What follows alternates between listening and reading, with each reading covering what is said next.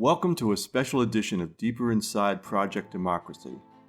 As part of our Juneteenth celebration, we are going to go back to our 2015 exhibit, the Emancipation Proclamation, Voices to Freedom. This exhibit presented a rare opportunity to see one of the original 1864 copies of the Emancipation Proclamation signed by Abraham Lincoln. It also featured the voices and shared stories of African Americans' continued efforts for freedom and equality today. On January 1, 1863, in the midst of the Civil War, Abraham Lincoln signed the Emancipation Proclamation. This presidential order declared that within those territories in active rebellion, all persons held as slaves shall be forever free. The Union was fighting the war to end the enslavement of African Americans. The release of this controversial document timed to maximize impact, Lincoln told Congress, "By giving freedom to the slave, we ensure freedom to the free." As part of this exhibit, we interviewed North Carolina Supreme Court Chief Justice Henry E. Frye along with his wife, Shirley. They were kind enough to give us their take on the Emancipation Proclamation in today's world. Define the word freedom and how that word has evolved or devolved over the years.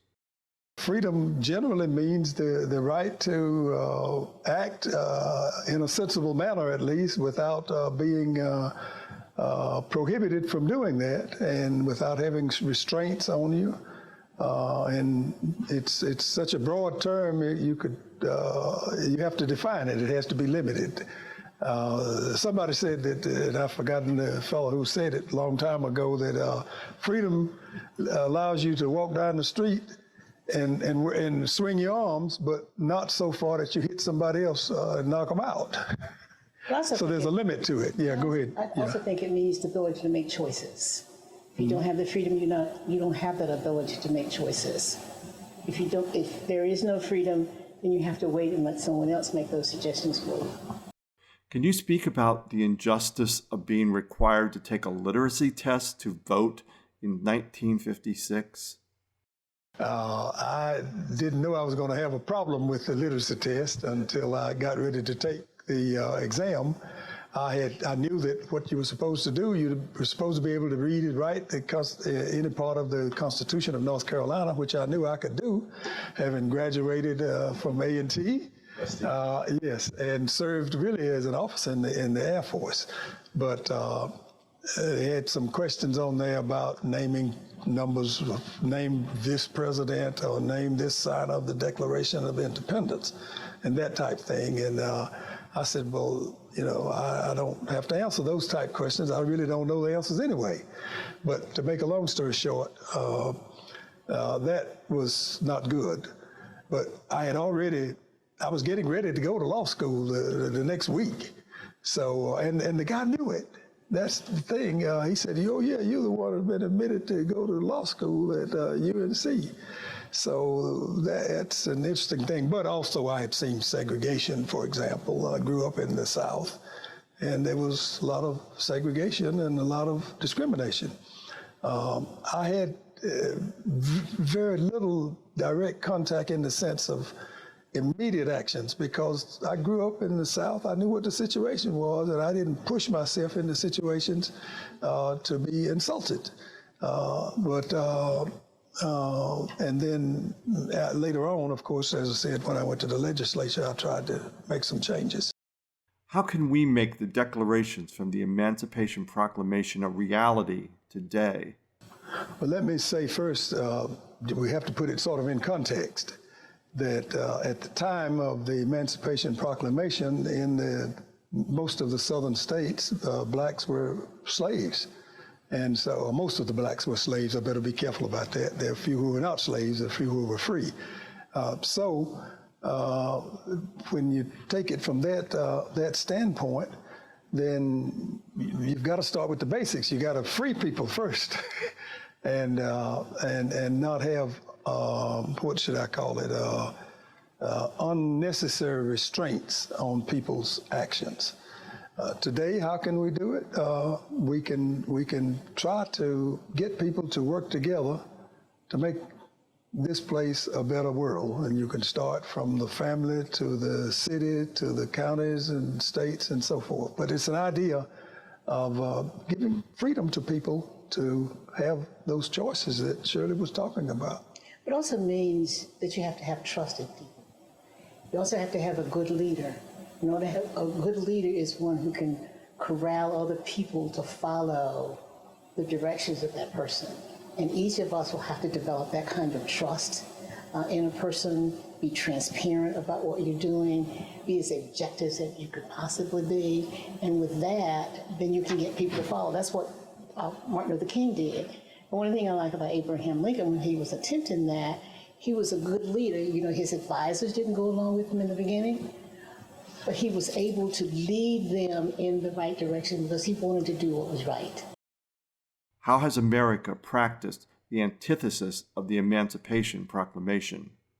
Well, if you've got racial discrimination, that's just the opposite of what the Emancipation Proclamation was about. It was to free people whose freedom had been controlled for some of them all of their lives. In fact, some before they were born. So the idea was and is that just freeing them from slavery was not quite enough. You know, if you free them from slavery and then you have segregation and say you have to go to this school which is not as good as the other school, that's not good. But we're getting away from that slowly and hopefully, surely. Do you have any last statements about the Emancipation Proclamation? What was it, September 22nd, the year before, he issued his preliminary Emancipation Proclamation, which said, in effect, that if the states were still in rebellion on January 1st of 1863, that then he would issue the proclamation, in effect, freeing the slaves in those states. And they were the southern states, essentially.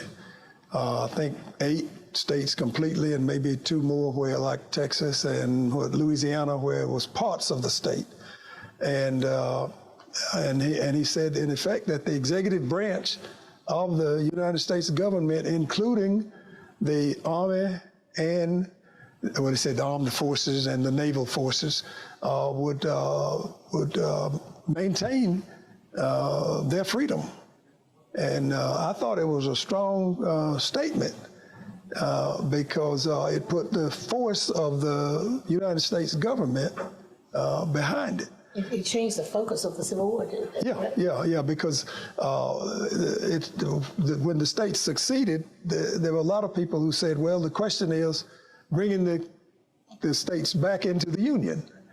Well, and that's the way things went until he issued that proclamation and said that those who were slaves in those states would be free.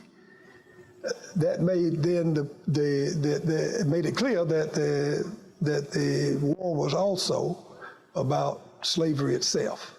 And that, I think, said to the rest of the world that we're going to end slavery. And America was one of the, well, it was not the first country to free its slaves. Let's just leave it at that. Juneteenth is a day of liberation and celebration. It commemorated that day in 1865 when Union General Gordon Granger read federal orders in Galveston, Texas, that all previously enslaved people in Texas were free, almost 3 years after the signing of the Emancipation Proclamation. On June 19, 2020, we continue to mark the occasion with joy, but we also recognize the fight to end racism that lies before us all today. Please join us for the next Deeper Inside Project Democracy.